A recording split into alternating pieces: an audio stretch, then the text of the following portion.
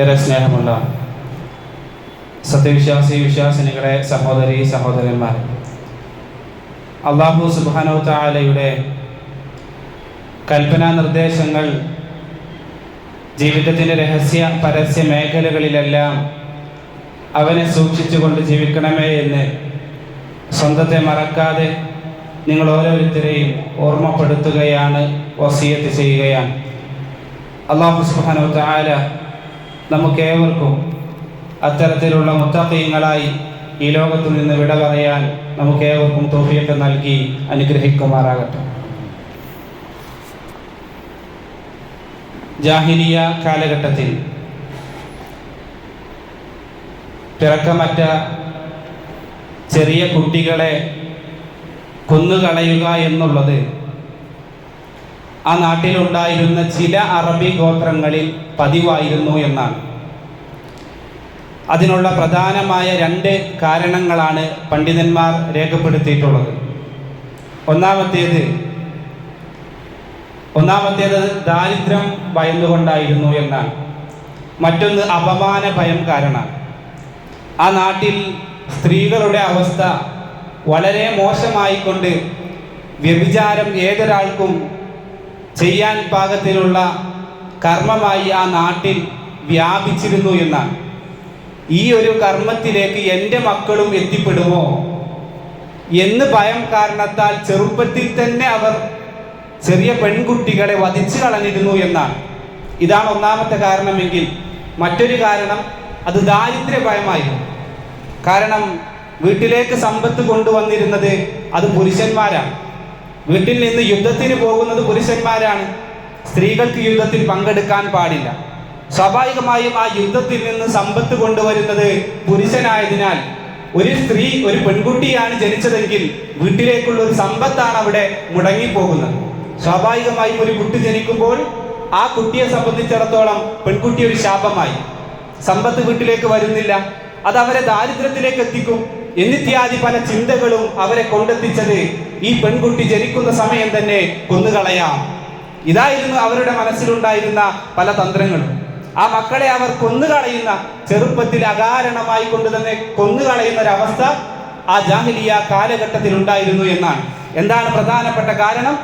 അവരുടെ ദാരിദ്ര്യ ഭയം എന്നുള്ള കാരണമാണ്. അല്ലാഹു സുബ്ഹാനഹു തആല പറയുന്നത്, നിങ്ങൾക്കുള്ള റിസ്ഖ് നൽകുന്നത് അത് അല്ലാഹുവാണ്. ഇന്നല്ലാഹ യബ്സുതു റിസ്ഖ ലിമൻ യശാ വയഖ്ദിർ.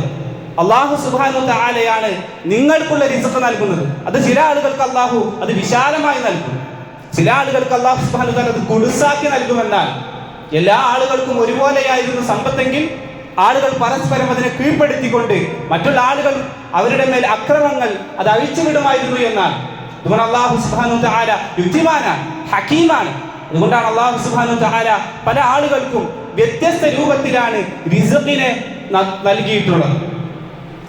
എന്നാൽ ഇന്ന് സമൂഹത്തിൽ പല ആളുകളും അന്ന് ജാഹിലിയ കാലഘട്ടത്തിലെ ആളുകൾ ഭയപ്പെട്ടിരുന്ന കാര്യം എന്താണോ അതുപോലെ ഇന്ന് ഭയപ്പെട്ടുകൊണ്ട് ഇന്ന് പല ആളുകളും കുഞ്ഞുങ്ങളെ കൊന്നുകളയുകയാണ്.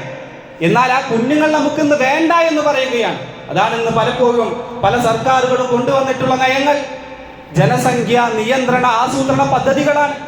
ഇന്ന് നമ്മുടെ ഈ അടുത്തുള്ള ഹോസ്പിറ്റൽ, അതുപോലെ തന്നെ മറ്റുള്ള ഏത് ഹോസ്പിറ്റലുകളുടെ അടുത്ത് പോയാലും അവിടെയെല്ലാം വലിയ ബാനറുകളിലായിക്കൊണ്ട് പോസ്റ്ററുകളിലായിക്കൊണ്ട് എഴുതി വച്ചിരിക്കുന്നു കുടുംബാസൂത്രണ പരിപാടികൾ, മാർഗങ്ങൾ, ഇന്ന കാര്യങ്ങൾ ചെയ്തുകൊണ്ട് നിങ്ങളുടെ കുടുംബത്തെ നിയന്ത്രിക്കാം, മക്കളുണ്ടാക്കുന്നത് നിയന്ത്രിക്കാം. എന്തിനാണ്? ഭയപ്പാടാണ്. മക്കളധികമായാൽ, ധാരാളം കുട്ടികളുണ്ടായാൽ ഈ ലോകത്തുള്ള ഭക്ഷണം അതെല്ലാവർക്കും തികയില്ല. ഇവരാണല്ലോ ഈ ഭക്ഷണം നൽകുന്നത്. അല്ലാഹു സുബ്ഹാനഹു തആല പറഞ്ഞു, അല്ലാഹുവാണ് റിസ്ഖ് നൽകുന്നവൻ. ആ അല്ലാഹു സുബ്ഹാനഹു തആലയാണ് നിങ്ങൾക്കുള്ളതും നിങ്ങൾ ഈ കൊല്ലുന്ന മക്കളുണ്ടല്ലോ അവർക്കും റിസ്ഖ് നൽകുന്നത് അത് അല്ലാഹുവാണ്. ഒരിക്കലും അവരെ കൊല്ലാൻ പാടില്ല എന്നാണ്. ജീവിക്കാനുള്ള അവകാശം നിങ്ങൾക്കുള്ളതുപോലെ തന്നെ അവർക്കുമുണ്ട്. അല്ലാഹു സുബ്ഹാനഹു തആലയാണ് യഥാർത്ഥത്തിൽ റിസ്ഖ് നൽകുന്നത് എന്നാണ്. പല കഴിഞ്ഞുപോയ കാലങ്ങൾക്ക് മുമ്പ് തന്നെ ഈ നിയന്ത്രണം തുടങ്ങിയ പല രാജ്യങ്ങളും ഇന്നവർ വിലപിക്കുകയാണ്. ചൈനയെ പോലെയുള്ള, ജപ്പാൻ പോലെയുള്ള പല രാജ്യങ്ങളും. കഴിഞ്ഞ ദിവസം വാർത്തയിൽ വന്നില്ലേ, ജപ്പാനിലെ ഓരോ വർഷവും അടച്ചുപൂട്ടുന്ന സ്കൂളുകളുടെ കണക്കുകൾ പുറത്തുവിട്ടു. 450ഓളം സ്കൂളുകൾ അടച്ചുപൂട്ടാൻ. മക്കളില്ല, പഠിക്കാൻ മക്കളില്ല, വയോജനങ്ങളാണിന്ന് അവിടെ ഏറ്റവും കൂടുതലുള്ളത്. പണിയെടുക്കാൻ ആരുമില്ല, ഈ കുട്ടികളെ നോക്കാൻ ആരുമില്ല, ജനങ്ങളെ, വാർദ്ധക്യം ബാധിച്ച ആളുകളെ നോക്കാൻ ആളുകളില്ല. അവിടെ ജനസംഖ്യത്തെ എങ്ങനെയാണോ നിയന്ത്രിച്ചത്, എന്ത് ഭയത്തിന്റെ കാരണത്താലാണോ നിയന്ത്രിച്ചത്, അത് കാരണത്താൽ ഇന്നവർ ദുഃഖിക്കുകയാണ്. സഹോദരങ്ങളെ, റിസ്ഖൊന്നും നമ്മുടെ കയ്യിൽപ്പെട്ടതല്ല. അതെന്തോ നമ്മൾ ചെയ്തത് കൊണ്ടാണ് എങ്കിൽ അത് സദാസമയം നിലനിർത്താൻ നമുക്ക് കഴിയേണ്ടിയിരുന്നു. പല ആളുകളും എത്ര സംഖ്യ കൊണ്ടാണ്, ശമ്പളം കൊണ്ടാണ് ജീവിച്ചിരുന്നത്. എന്തുകൊണ്ട് അത് അവർക്ക് നിലനിർത്താൻ സാധിച്ചില്ല? ഏതോ ഒരു സുപ്രഭാതത്തിൽ ആ കച്ചവടമെല്ലാം പൊട്ടി, ആ ബിസിനസ് എല്ലാം തകർന്നടിഞ്ഞുകൊണ്ട് അവർ എങ്ങനെയായിരുന്നു പാവപ്പെട്ട ആളുകൾ ജീവിച്ചിരുന്നത് അതുപോലെ ജീവിക്കാൻ തുടങ്ങിയത്. എന്തുകൊണ്ടാണ്? ഇതൊന്നും നമ്മുടെ കയ്യിലല്ല. ആ റിസ്ഖ് നമുക്ക് ലഭിക്കുക എന്നുള്ളത് അത് അല്ലാഹു നൽകുന്നതാണ്. അത് അവൻ ഉദ്ദേശിച്ചവർക്ക് നൽകും. അവൻ ഉദ്ദേശിച്ചവർക്ക് അത് വിശാലമാക്കി നൽകും. അവൻ ഉദ്ദേശിച്ചവർക്ക് അത് കുടുസാക്കി നൽകും. ഇതെല്ലാം അള്ളാഹുവിന്റെ പരീക്ഷണങ്ങളാണ് എന്നാണ്. സഹോദരങ്ങളെ, ഇതാണ് റിസ്ഖ് എന്ന വിഷയത്തിൽ നമ്മൾ ഒന്നാമതായി മനസ്സിലാക്കേണ്ടത്. മറ്റൊന്ന്, സമൂഹത്തിൽ ഇന്ന് റിസ്ഖ് എന്ന് പറഞ്ഞാൽ പല ആളുകളും അത് മനസ്സിലാക്കിയിട്ടുള്ളത് അത് സമ്പത്താണ് എന്നാണ്. സമ്പത്താണ് സമൂഹത്തിൽ അറിയപ്പെടുന്ന പൊതുവെ ആളുകൾ മനസ്സിലാക്കിയിട്ടുള്ളത് റിസ്ഖ് എന്നാൽ അത് സമ്പത്ത് കുറെ കയ്യിൽ കിട്ടുക എന്നുള്ളതാണ്. യഥാർത്ഥത്തിൽ അത് സമ്പത്ത് അതിൽ ഉൾപ്പെടുമെങ്കിലും അത് മാത്രമല്ല സമ്പത്ത്. റിസ്ഖ് എന്ന് പറഞ്ഞാൽ അത് സമ്പത്ത് മാത്രമല്ല എന്നാണ്. റിസ്ഖ് രണ്ട് തരത്തിലുണ്ട്. അല്ലാഹു സുബ്ഹാനഹു വ തആല ഈ ഭൂമിയിലെ മുഴുവൻ ആളുകൾക്കും അവരുടെ റിസ്ഖ് എല്ലാം ഏറ്റെടുത്തിട്ടത് അല്ലാഹുവാണ്. അല്ലാഹു എല്ലാവർക്കും നൽകും. അതാരുടെയും മുഖം നോക്കിയല്ല, ആരുടെയും സാമ്പത്തിക അവസ്ഥയോ ആരുടെയും രൂപം നോക്കിയോ ഒന്നും അല്ലാഹു നോക്കുകയില്ല. എല്ലാവർക്കും അല്ലാഹു സുബ്ഹാനഹു വ തആല റിസ്ഖ് നൽകുമെന്നാണ്. മറ്റൊരു രൂപമുണ്ട്, റിസ്ഖ് ചില ആളുകൾക്ക് പ്രത്യേകമായി കൊണ്ട് അവൻ നൽകുമെന്നാണ്. അതാരാണ്? വിശ്വാസികൾക്ക് അല്ലാഹു സുബ്ഹാനഹു വ തആല ചില ആളുകൾക്ക് പ്രത്യേകമായി നൽകും. അതിന് ചില പ്രത്യേക സ്വഭാവങ്ങൾ അല്ലാഹു സുബ്ഹാനഹു വ തആല പഠിപ്പിച്ചിട്ടുണ്ട് എന്നാണ്. ഇന്ന ചില കാര്യങ്ങൾ അത് നിങ്ങൾ ചെയ്താൽ നിങ്ങൾക്ക് റിസ്ഖിനെ വർദ്ധിപ്പിച്ച് നൽകും, നിങ്ങളുടെ റിസ്ഖ് അല്ലാഹു സുബ്ഹാനഹു വ തആല ഇരട്ടിയാക്കി നൽകും എന്നെല്ലാം അല്ലാഹു പറഞ്ഞതായി നൽകാം. അവിടെയാണ് നമ്മൾ മനസ്സിലാക്കേണ്ടത്. റിസ്ഖ് വർദ്ധിപ്പിച്ച് നൽകുമെന്ന് പറഞ്ഞാൽ സമ്പത്ത് ധാരാളമായി കിട്ടുമെന്നല്ല.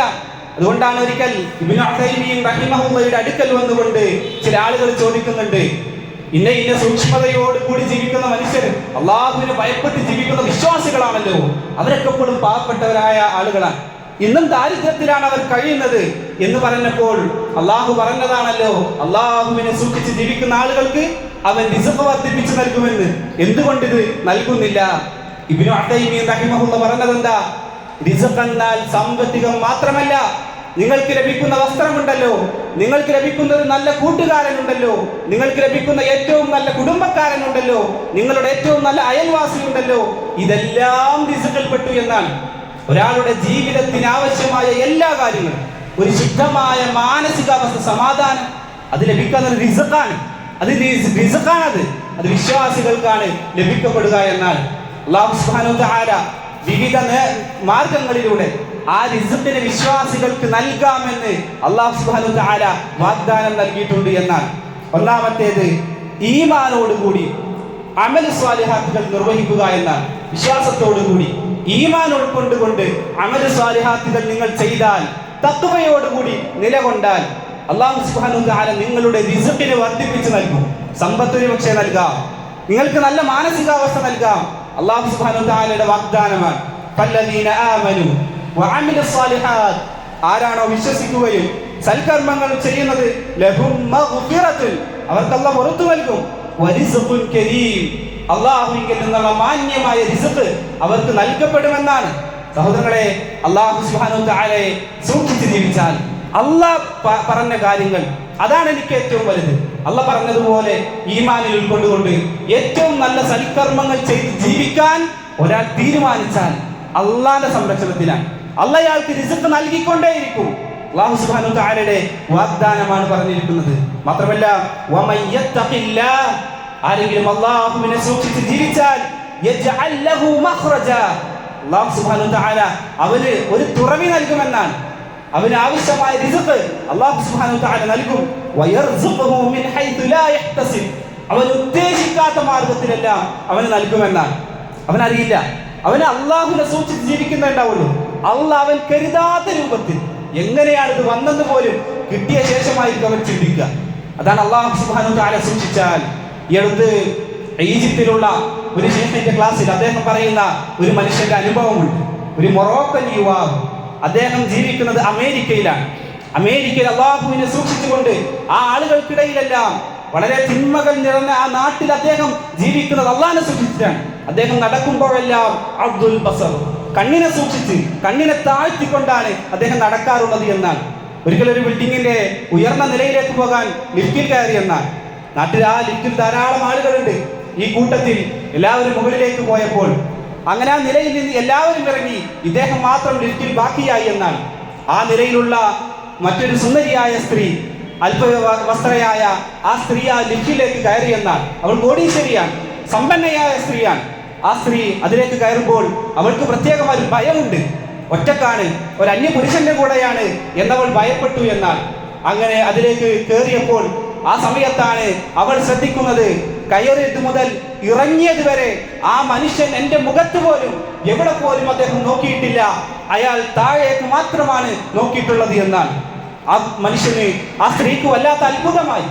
ഈ നാട്ടിലൂടെ എല്ലാം നടക്കുന്ന സന്ദർഭത്തിൽ എന്നെ നോക്കാത്തവരായി ആരുമില്ല എന്നാണ് അവൾ ധരിച്ചിട്ടുള്ളത്. എന്നാൽ ഈ മനുഷ്യൻ ഇറങ്ങിയ കൂട്ടത്തിൽ അവൾക്ക് അവിടെയല്ല ഇറങ്ങേണ്ടിയിരുന്നത്, എങ്കിലും അയാളുടെ കൂടെ അവളും ഇറങ്ങിയെന്നാണ്. പിറകെ ചെന്നുകൊണ്ട് ചോദിക്കുന്നുണ്ട്, ഞാൻ സുന്ദരിയല്ലേ? അവരുടെ ചോദ്യമാണ്, ഞാൻ സുന്ദരിയല്ലേ, സുന്ദരിയാകാനിട്ടാണോ നിങ്ങൾ എന്നെ നോക്കാത്തത് എന്നാണ് അവരുടെ ചോദ്യം. മറുപടി പറഞ്ഞത്, എനിക്കറിയില്ല, ഞാൻ നിങ്ങളുടെ മുഖത്ത് പോലും നോക്കിയിട്ടില്ല എന്നാണ്. ആ സമയത്ത് അവർ തിരിച്ചു ചോദിക്കുന്നുണ്ട്, എന്തുകൊണ്ടാണ് താങ്കളെ എൻ്റെ മുഖത്ത് പോലും നോക്കാതിരിക്കാൻ താങ്കളെ പ്രേരിപ്പിച്ച ഘടകം അതെന്താണ് എന്ന് ചോദിച്ചപ്പോൾ തിരിച്ച് അദ്ദേഹം പറഞ്ഞു കൊടുത്തു, എന്നെ ഇത് പഠിപ്പിച്ചത് എൻ്റെ മതമാണ്, എൻ്റെ അള്ളാഹു എന്നോട് കൽപ്പിച്ചിട്ടുണ്ട്, അന്യമായ ഒരു നോട്ടം പോലും ഹറാമിയായ ഒരു സ്ത്രീകളുടെ മുഖത്തേക്ക് നോക്കാൻ പാടില്ല, ഹറാമിലേക്കുള്ള ഒരു നോട്ടവും നോക്കാൻ പാടില്ല, അള്ളാഹുവിനെ സൂക്ഷിച്ചുവെന്നാണ്. ആ സ്ത്രീ പഠിച്ചു, മതം മാറി ഇസ്ലാമിലേക്ക് കുലുക്കിയെന്നാൽ ആ മനുഷ്യന്റെ അടുക്കലേക്ക് വന്ന് ഇവരെ വിവാഹം ചെയ്യാൻ അന്വേഷിച്ചു. ഈ മനുഷ്യനെ വിവാഹം ചെയ്തു എന്നാൽ കോടിപതിയായ ആ മനുഷ്യൻ, ആ സ്ത്രീ അവരുടെ സ്വത്തെല്ലാം ഇദ്ദേഹത്തിന് നൽകിയെന്നാൽ ദരിദ്രനായ ഒരു മൊറോക്കൻ യുവാവ്, അദ്ദേഹം അള്ളാഹുവിൽ ഒരു സത്യസന്ധമായ സൂക്ഷ്മത പാലിച്ചപ്പോൾ അവർക്ക് നൽകിയതാണ് അള്ളാഹു അവരുടെ റിസ്ക് എവിടെ എത്തിച്ചു, കോടീശ്വരനാക്കി അദ്ദേഹത്തെ അള്ളാഹു സുബ്ഹാനഹു വ തആല മാറ്റിയെന്നാണ്. സഹോദരങ്ങളെ, അള്ളാഹുവിനെ സൂക്ഷിച്ച് ജീവിച്ചാൽ അള്ളാഹു സുബ്ഹാനഹു വ തആല നമ്മുടെ റിസ്ക് വർദ്ധിപ്പിച്ചു നൽകും. അത് സമ്പത്താകാം, മാനസികമായ ഉല്ലാസമാകാം, ആ ഒരു സമാധാനമാകാം, അതെല്ലാം നമുക്ക് അള്ളാഹു സുബ്ഹാനഹു വ തആല വർദ്ധിപ്പിച്ചു നൽകുമെന്നാണ്. സഹോദരങ്ങളെ, രണ്ടാമതായി അള്ളാഹു സുബ്ഹാനഹു വ തആല നമ്മെ പഠിപ്പിക്കുന്ന മറ്റൊരു പാഠമാണ് തവക്കുൽ ഉണ്ടാവുക, ഭരമേൽപ്പിക്കുക. ഇന്ന് സമൂഹത്തില് രണ്ട് തരത്തിലാണുള്ളത്. ഒന്ന് തവക്കുലാണ്, മറ്റൊന്ന് തവാക്കുലാണ്. എന്താണ് തവക്കുലും തവാക്കുലും വ്യത്യാസം? തവക്കുൽ എന്നാൽ അള്ളാഹുവിൽ കൃത്യമായി അള്ളാഹു എന്ത് കൽപ്പിച്ചോ അതനുസരിച്ച് ജീവിക്കുക. അള്ളാഹു സുബ്ഹാനഹു വ തആല പറഞ്ഞു, ഇന്ന കാര്യം ചെയ്യണം. ഒരാൾക്ക് ജോലി ലഭിക്കണം. എങ്ങനെ ജോലി ലഭിക്കും? അന്വേഷിക്കണം, ഇറങ്ങി പുറപ്പെടണം, അതിനുവേണ്ടി പ്രയത്നിക്കണം, അതിനുശേഷം അള്ളാഹുവിനോട് പ്രാർത്ഥിക്കണം. ഇതാണ് തവക്കുൽ. എന്നാൽ ഇതൊന്നല്ല തവാക്കുൽ. തവാക്കുൽ എന്ന് പറഞ്ഞാൽ വീട്ടിലിരിക്കുന്നു, അയാൾ ചിന്തിക്കാണ്, എനിക്ക് ജോലി വരട്ടെ, എനിക്കിഷ്ടമുള്ള ഒരു ജോലി എനിക്ക് വരട്ടെ, എന്നെ തേടി വരട്ടെ. ഇതാണ് തവാക്കുൽ. ഇത് ഭരമേൽപ്പിക്കലല്ല. തവാക്കുൽ എന്ന് പറഞ്ഞാൽ ഭാരമേൽപ്പിക്കൽ. ഇത് സഹോദരങ്ങളെ, തവാക്കുൽ ഒരിക്കലും ഇസ്ലാം അനുവദിക്കുന്നില്ല. എന്താണോ അള്ളാഹു സുബ്ഹാനഹു വ തആല നിശ്ചയിച്ചിട്ടുള്ള സബബുകൾ അതിനെ ആശ്രയിക്കണം. ഒരാൾക്ക് വിശക്കുന്നുണ്ടോ, ആ വിശപ്പിനുള്ള സാധ്യതകൾ, അതിനെ മാറ്റാനുള്ള മാർഗങ്ങൾ തേടി പുറപ്പെടണം. ഒരാൾക്ക് രോഗം ബാധിച്ചിട്ടുണ്ടോ, ചികിത്സിക്കണം. ചികിത്സിച്ച ശേഷം അള്ളാഹുവിലേക്ക് കൈകൾ അർപ്പിക്കണം. അള്ളാഹുവേ, ഞാൻ ചെയ്യേണ്ട കാര്യങ്ങൾ ചെയ്തിട്ടുണ്ട്, ഇനി എൻ്റെ രോഗം ശിഫയാക്കി തരേ. അതാണ് തവക്കുൽ. അതിനെയാണ് തവക്കുൽ എന്ന് പറയുന്നത്. അതുകൊണ്ടാണ് അല്ലാഹു സുബ്ഹാനഹു വ തആല പറഞ്ഞു, ലൗ അന്നകും കുൻതും തവക്കലൂന അലല്ലാഹ്. ഹദീസാണ്, റസൂലുള്ളാഹി പറഞ്ഞു, നിങ്ങൾ എങ്ങാനും അള്ളാഹുവിനെ ഭരമേൽപ്പിക്കേണ്ട പ്രകാരം നിങ്ങൾ ഭരമേൽപ്പിച്ചാൽ ഹഖ്ഖ തവക്കുലിഹി ലറസഖ്തുകും കമാ യർസുഖു അത്തയ്ർ. ഒരു പക്ഷിക്ക് എങ്ങനെയാണോ അല്ലാഹു സുബ്ഹാനഹു വ തആല ഭക്ഷണം നൽകുന്നത്, പക്ഷികൾ എന്തെങ്കിലും ജോലിക്ക് പോകുന്നത് നമ്മൾ കണ്ടിട്ടില്ല. നാളെ എന്താകണം, ഇന്ന സ്ഥലത്തേക്ക് പോകണമെന്ന് പക്ഷികൾ ചിന്തിച്ചിട്ടില്ല. അത് അല്ലാഹ് നൽകണതാ. എങ്കിൽ ആ പക്ഷികൾക്ക് എങ്ങനെയാണോ റിസ്ക് നൽകുന്നത്, അതുപോലെ ഉപജീവനം അല്ലാഹു സുബ്ഹാനഹു വ തആല നിങ്ങൾക്ക് നൽകുമെന്ന്. വേണ്ട കാര്യം തവക്കുൽ ഉണ്ടാകണം. ഇന്ന് പലപ്പോഴും നമ്മുടെ തവക്കുൽ അതെങ്ങനെയാണ്? പല കാര്യങ്ങൾ ചെയ്യുന്ന സന്ദർഭത്തിൽ നമ്മുടെ തവക്കല് ഇന്ന ആളുകളൊക്കെ ചെയ്തിട്ടുണ്ട്, അവർക്ക് ആ ഫലം കിട്ടിയിട്ടുണ്ട്, എങ്കിൽ ഞാനൊന്ന് ചെയ്തു നോക്കാം എന്നല്ല, ഉറപ്പ് വേണമെന്നാണ്. നമ്മുടെ ഈമാനിനനുസരിച്ചാണ് ഓരോ കാര്യങ്ങളുടെയും ഫലം ഉണ്ടായിരിക്കുക. ഉറപ്പ് വേണം. ഉറപ്പ് കൂടുന്നതിനനുസരിച്ച് അതിനനുസരിച്ച് ഫലം കൂടും. നമ്മുടെ ഈമാനിന്റെ ഉറപ്പ് അധികരിച്ചുകൊണ്ട് എനിക്ക് അല്ലാഹ് തരും എങ്കിൽ അല്ലാഹ് തരും. അതാണ് അല്ലാഹ് പറഞ്ഞത്, ഒരാൾ എന്നെ കുറിച്ച് എന്താണോ വിചാരിക്കുന്നത് അതുപോലെയാണ് ഞാൻ അവന്റെ മുമ്പിലുള്ളത് എന്നാണ്. എന്റെ രോഗം അല്ലാഹ് ശിഫയാക്കുമെന്നാണോ എങ്കിൽ അല്ലാഹ് ശിഫയാക്കി തരും. എന്റെ ജോലി എനിക്ക് അല്ലാഹു നൽകുമെന്നാണോ എങ്കിൽ അല്ലാഹു സുബ്ഹാനഹു വ തആല നിങ്ങൾക്ക് ജോലി നൽകും. വിശ്വാസം വേണം. അതൊരു സംശയത്തിലാകരുത്. ഒരു ചെക്കിലിങ്ങനെ നിന്നിട്ട് തന്നു, തന്നിട്ടില്ലെങ്കിൽ വേറെ എന്തെങ്കിലും ചെയ്യും, അങ്ങനല്ല. അതിന് തവക്കുൽ എന്ന് പറയില്ല സഹോദരങ്ങളെ. കൃത്യമായി അല്ലാഹുവിൽ നിന്ന് വരമേൽപ്പിക്കാൻ ചെയ്യേണ്ട കാര്യങ്ങളെല്ലാം ചെയ്ത് പിന്നീട് അല്ലാഹുവിലേക്ക് കൈകൾ ഉയർത്തി അല്ലാഹുവിനോട് സഹായം ചോദിക്കുക, അതിനാണ് തവക്കുൽ എന്ന് പറയുക. അങ്ങനെ ഒരാൾ ചെയ്യേണ്ട മുറപ്രകാരം ചെയ്താൽ അല്ലാഹു നിങ്ങളുടെ റിസ്ഖ് വർദ്ധിപ്പിച്ചു തരുമെന്ന് ഉമർ ഇബ്നുൽ ഖത്താബ് റളിയല്ലാഹു അൻഹു ധരിക്കുന്ന ഹദീസിൽ പ്രവാചകൻ സല്ലല്ലാഹു അലൈഹി വസല്ലമ പറയുന്നതായി കാണാമെന്നാണ്. മാത്രമല്ല സഹോദരങ്ങളെ, മറ്റൊരു മാർഗം ദുആയാണ്, അല്ലാഹുവിനോട് പ്രാർത്ഥിക്കലാണ്. അലി ഇബ്നു അബീ ത്വാലിബ് റളിയല്ലാഹു അൻഹുവിന്റെ അടുക്കലേക്ക് ഒരു അടിമ വരികയാണ്.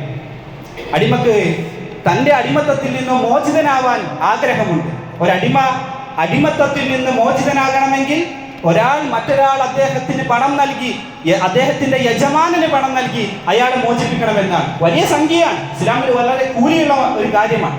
എന്നാൽ അതല്ലാത്ത മറ്റൊരു മാർഗമുണ്ട്. ഈ അടിമക്ക് തന്നെ സ്വയം അടിമത്തത്തിൽ നിന്ന് മോചനം ലഭിക്കും. അതിനുള്ള മാർഗമാണ് അയാൾ ഒരു കരാർ എഴുതാം. ഈ അടിമ സ്വന്തം യജമാനനോട് ഒരു കരാർ എഴുതുന്നു, ഞാൻ ഇന്ന പണം ഇത്ര ദിവസത്തിൽ ഞാൻ തരാം, എങ്കിൽ എന്നെ മോചിപ്പിക്കണം. അങ്ങനെ ഒരു അടിമ യജമാനനോട് പറഞ്ഞാൽ യജമാനൻ അടിമക്ക് അടിമത്തത്തിൽ നിന്ന് മോചനം നൽകണമെന്നാണ്. അതാണ് ഇസ്ലാമിന്റെ പാഠം. അങ്ങനെ ആ അടിമ തന്റെ യജമാനനോട് പറഞ്ഞു, ഇത്ര പൈസ ഇത്ര ദിവസത്തിൽ ഞാൻ തരാം. പക്ഷേ പറഞ്ഞ ദിവസമായിട്ടും സമ്പത്ത് അദ്ദേഹത്തിന്റെ കയ്യിൽ എത്തിയിട്ടില്ല. അലി ഇബ്നു അബീ ത്വാലിബ് റളിയല്ലാഹു അൻഹുവിന്റെ അടുക്കൽ വന്നിട്ട് പറയുകയാണ്, ഇന്നി ഖദ് അജസ്തു അൻ മകാതബതി ഫഅഗിനി. ആ കൊടുക്കേണ്ട സംഖ്യ ഞാൻ ഇന്ന സംഖ്യ കൊടുക്കാമെന്ന് പറഞ്ഞിട്ടുണ്ടായിരുന്നു, പക്ഷെ ആ സംഖ്യ എൻ്റെ കയ്യിൽ അത്രത്തോളം പൈസ ആയിട്ടില്ലല്ലോ, എന്നെ സഹായിക്കണം എന്നാണ്. പണം കൊടുത്ത് സഹായിക്കണം എന്നല്ല, എങ്ങനെയും താങ്കൾക്ക് സഹായിക്കാം.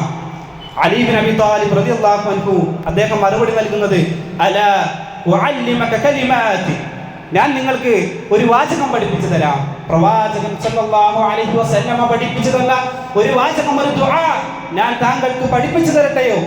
അത് താങ്കൾ പറയുകയാണെങ്കിൽ, ലൗ കാന അലൈക മിത്ലു ജബലിൻ സീരിൻ ദൈനൻ അബ്ദാഹു അല്ലാഹു അൻക, അതെങ്ങാനും പറയുകയാണെങ്കിൽ ഒരു മല കണക്കേ താങ്കൾക്ക് കടമുണ്ടെങ്കിൽ പോലും അല്ലാഹു സുബ്ഹാനഹു വ തആല താങ്കൾക്ക് വീട്ടി നൽകുമെന്നാണ്, അല്ലാഹു സഹായിക്കുന്നതാണ്. എന്നിട്ട് ആ പ്രാർത്ഥന പഠിപ്പിച്ചു കൊടുത്തു, അല്ലാഹുമ്മ ഖ്ഫിനി ബിഹലാലിക അൻ ഹറാമിക, അല്ലാഹുവേ ഹലാലായ കാര്യങ്ങളെ തൊട്ട് തൃപ്തിപ്പെടാൻ അല്ലാഹുവേ നീ എനിക്ക് തൗഫീഖ് നൽകണേ. അൻ ഹറാമിക, ഹറാമിലേക്ക് പോകാതെ ഹലാലായ കാര്യങ്ങൾ തൃപ്തിപ്പെടാൻ അല്ലാഹുവേ നീ എന്നെ സഹായിക്കണേ. വഅഇനി ബിഫദ്ലിക അമ്മ സിവാക്, മറ്റുള്ള ആളുകളോട് ചോദിക്കുന്നതിനെ തൊട്ട് അതിൽ നിന്ന് മാറി നിന്ന് സ്വയം ഒരു ധന്യനാകാൻ അല്ലാഹുവേ നീ എനിക്ക് തൗഫീഖ് നൽകണേ. ഈ പ്രാർത്ഥന പ്രാർത്ഥിച്ചാൽ മതി സഹോദരങ്ങളെ. ധാരാളം ആളുകൾ കടമുള്ള ആളുകളുണ്ടല്ലോ, എത്ര കടം ധാരാളം ആളുകൾക്ക് കിട്ടാനുണ്ട് സഹോദരങ്ങളെ, കൊടുക്കാനുണ്ട്. ഈ പ്രാർത്ഥന പ്രാർത്ഥിക്കുക, സാധിക്കുന്നില്ലെങ്കിൽ അല്ലാഹു സുബ്ഹാനഹു വ തആല പറഞ്ഞു, ഈ പ്രാർത്ഥന പ്രാർത്ഥിച്ചാൽ നിങ്ങളുടെ ഏത് വലിയ കടമാണെങ്കിലും, അതൊരു മല കണക്കെ അത്രയും കടമുണ്ടെങ്കിൽ പോലും നിങ്ങളുടെ ആ കടം അല്ലാഹു സുബ്ഹാനഹു വ തആല നിങ്ങൾക്ക് വീട്ടി തരുമെന്നാണ്, അതിനുള്ള വഴി കണ്ടെത്തി തരുമെന്നാണ്. ആ പ്രാർത്ഥന പ്രാർത്ഥിച്ചു. ആ അടിമ പറയുന്നുണ്ട്, പിന്നീട് ആ കടം എനിക്ക് ഉടനെ തന്നെ പിന്നീട് വീട്ടാനുള്ള സാഹചര്യം എനിക്ക് ഒരുക്കി കിട്ടി എന്നാണ്. അതാണ് അല്ലാഹു സുബ്ഹാനഹു വ തആല റിസ്ഖ് വർദ്ധിപ്പിക്കാൻ ഉദ്ദേശിച്ചാൽ സഹോദരങ്ങളെ അത് നമുക്ക് കിട്ടുമെന്നാണ്. ഇന്നല്ലാഹ യബ്സുതു റിസ്ഖ ലിമൻ യശാ, ഉദ്ദേശിച്ച ആളുകൾക്ക് അത് കിട്ടും. അതുകൊണ്ട് സഹോദരങ്ങളെ പ്രാർത്ഥിക്കുക, അല്ലാഹുവിനോട് ആത്മാർത്ഥമായി കൊണ്ട് പ്രാർത്ഥിച്ചാൽ ഒരിക്കലും അല്ലാഹു സുബ്ഹാനഹു വ തആല ആ മേലെ ഉയർത്തിയ കൈകൾ ഒരിക്കലും വെറും കൈയോടെ മടക്കി അയക്കുകയില്ല എന്നാണ്. അതുകൊണ്ട് സഹോദരങ്ങളെ ഇത്തരത്തിലുള്ള വിഷയങ്ങളിൽ നന്നായി പഠിച്ചുകൊണ്ട് ആ റിസ്ഖ് നേടിയെടുക്കാൻ നമ്മൾ പ്രത്യേകം പരിശ്രമിക്കുക. അല്ലാഹു സുബ്ഹാനഹു വ തആല ഏറ്റവും നല്ല റിസ്ഖ് നമുക്ക് ഏവർക്കും നൽകി അനുഗ്രഹിക്കുമാറാകട്ടെ.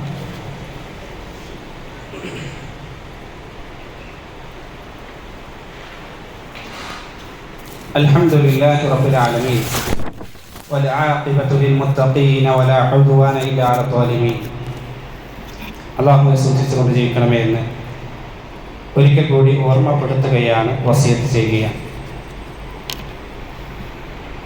നമ്മുടെ ജീവിതത്തിൽ റിസ്ഖ് വർദ്ധിപ്പിച്ച് ലഭിക്കാൻ ഉപജീവന മാർഗം, ജീവിക്കാനുള്ള ഏതൊരു മാർഗങ്ങളും അതിനെല്ലാം റിസ്ഖ് ഉപജീവന മാർഗം എന്ന് പറയും.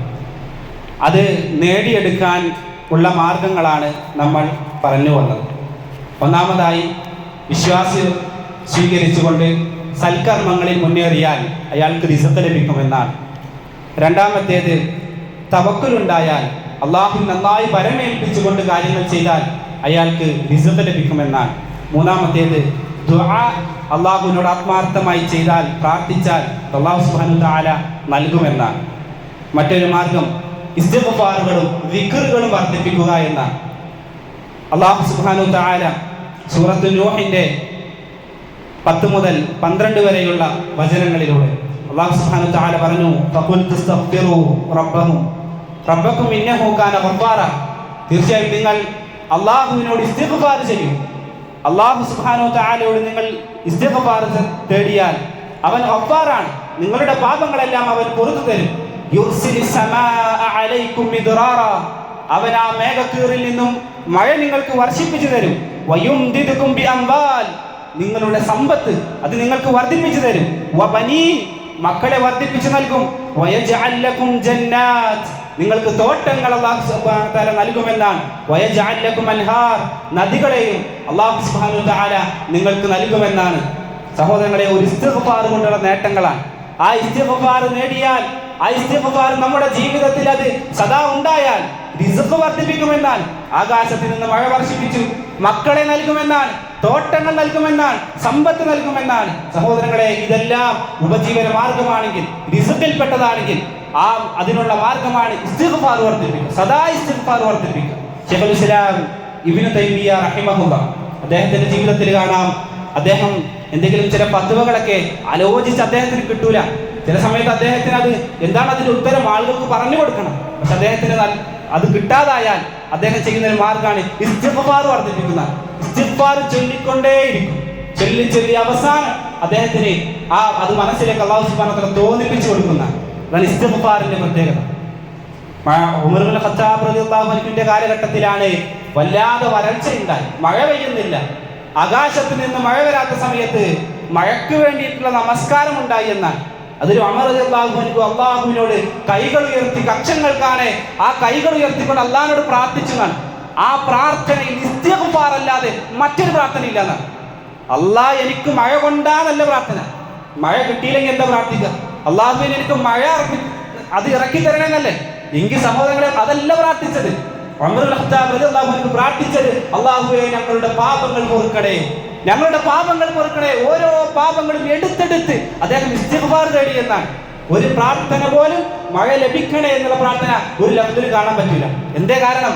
അദ്ദേഹത്തോട് സഹാബികൾ ചെയ്യുന്നുണ്ട്, മഴയ്ക്ക് വേണ്ടി പ്രാർത്ഥിക്കാൻ പറഞ്ഞിട്ട് ഇസ്തിഗ്ഫാർ ചൊല്ലാന്നല്ലാതെ ഒരു പ്രാർത്ഥനകൾ കേട്ടില്ലല്ലോ. അദ്ദേഹം ചൊല്ലിക്കൊടുത്തത് യുർസിലിസ് സമാഅ അലൈക്കും മിദ്റാറ, നിങ്ങൾ ഇസ്തിഗ്ഫാർ ചൊല്ലിക്കോളൂ, ആകാശത്തിൽ നിന്ന് ആ മഴ ഇറക്കി തരും, അല്ലാഹു ഇറക്കി തരും. അതുകൊണ്ടാണ് ഇസ്തിഗ്ഫാർ അത് ചൊല്ലിക്കൊണ്ടേയിരിക്കുക. അത് സദാസമയം ഒഴിവുള്ള സമയത്തെല്ലാം അത് ചൊല്ലിക്കൊണ്ടിരിക്കണം. അത്രയും പ്രാധാന്യമുണ്ട്. ഒരിക്കൽ പണ്ഡിതനോട് ചോദിക്കുന്നുണ്ട്, ഇസ്തിഗ്ഫാർ ചൊല്ലിയാണോ സുബ്ഹാനല്ലാഹ് ചൊല്ലിയാണോ ഏറ്റവും നല്ലതെന്നാണ്. അദ്ദേഹം പറഞ്ഞത്, ഒരു പാപം വന്നാല് ഒരു വസ്ത്രത്തിൽ അഴുക്കായാല് അത് സെന്റടിക്കാൻ വേണ്ടി, അത് സോപ്പിട്ട് കഴുകാൻ വേണ്ടി എന്ന് ചോദിച്ചത്. എന്താ ഇതിനർത്ഥം? ഒരു പാപം നിങ്ങളുടെ ഹൃദയത്തിലേക്ക് വന്നാൽ അതിനെ കഴുകി കളയണം. അത് ഇസ്തിഗ്ഫാർ കൊണ്ടാണ് സാധിക്കുക. സെന്റടിക്കുക എന്ന് പറഞ്ഞാൽ അള്ളാഹിനെ കുറെ പുകഴ്ത്താന്നല്ല, അതിനു മുന്നേ പാപങ്ങൾ കഴുകി കളയണം. സുബ്ഹാനല്ലാഹ് ചൊല്ലല്ല, ഫസ്റ്റ് ഇസ്തിഗ്ഫാർ ആവേണ്ടത്. ഇസ്തിഗ്ഫാർ ചൊല്ലി ചൊല്ലി ചൊല്ലി ആ റിസ്ഖിനെ നമ്മൾ നേടിയെടുക്കാൻ നമ്മൾ പരിശ്രമിക്കണം എന്നാണ്. അതുകൊണ്ട് ഇസ്തിഗ്ഫാറുകൾ അത് നേടിക്കൊണ്ടിരുന്നാൽ നമുക്ക് അള്ളാഹുവിന്റെ വാനലോകത്ത് നിന്ന് അള്ളാഹു നമുക്ക് റിസ്ഖിനെ വർദ്ധിപ്പിച്ചു തരും.